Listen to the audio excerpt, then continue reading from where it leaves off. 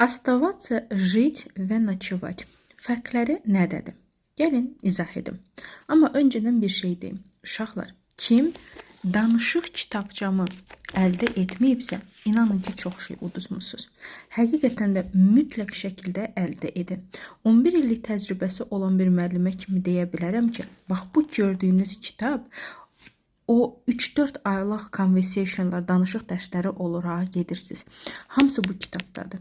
Yəni sizin həqiqətən də burada necə yazılıb, həqiqətən də sizin birbaşa yol yoldaşınız olur. PDF variantdadır, elektron variantdadır. Çap eləyib bu böyüklükdə kitabı çap etməyə gərək yoxdur. Elektron variantda hər şey var içərisində. Mağazadan tutmuş da aptek mövzusu, xəstəxana, məktəb, bağça, uşaqla ünsiyyəti, tanışlıq və s. və yaxud da nələr yoxdur. Mütləq şəkildə əldə edin. İndi isə mövzumuza.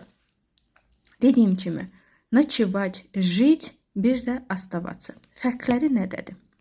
Жить yaşamaqdır. Uzun sürə hardasa yaşamaq. Daimi hardasa yaşamaq. Məsəl üçün, mən bu evdə yaşayıram. İllərdir yaşayıram. Günlərdir yaşayıram. Aylardır yaşayıram. Я живу в этом доме. İkinci, оставаться. Bu qısa müddətlidir. 1-2 günlük. Məsəl üçün, hansısa bir ölkəyə getmişsiniz, hardasa qalırsınız. Və yaxud məsəl üçün, siz adətən rayonda yaşayan bir insansınız, şəhərə gəlmişsiniz, işinizlə bağlı hansısa bir şeyi həll eləməyə və müvəqqəti 1-2 günlük kimdəsə qalırsınız. Bax, buna оставаться deyirlər. Məsələn, deyirsiniz ki, mən dostumgildə qaldım. Я остался у друга. Я остался у друга. Mən qaldım dostumgildə. Nочевать, ночь sözündən götürülüb. Gecə. Nочевать, gecələmək. Məsəl üçün, mən gecələyəcəm oteldə. Я буду ночевать в отеле.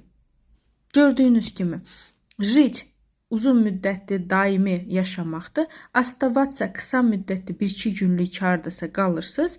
Nочевать isə gecələmək. Dediyim kimi, əgər siz tez bir zamanda mənimlə rus dilini tez bir zamanda öyrənmək istəyirsinizsə, aşağıda olan məlumatı mütləq şəkildə gözdən keçirin. Uşaqlar, nə qədər ki imkanınız var, bu vəziyyətdən, bu şəraitdən istifadə edin. Məcazi mənada deyəcəm, biraz çobut olacaq, üzr istəyirəm.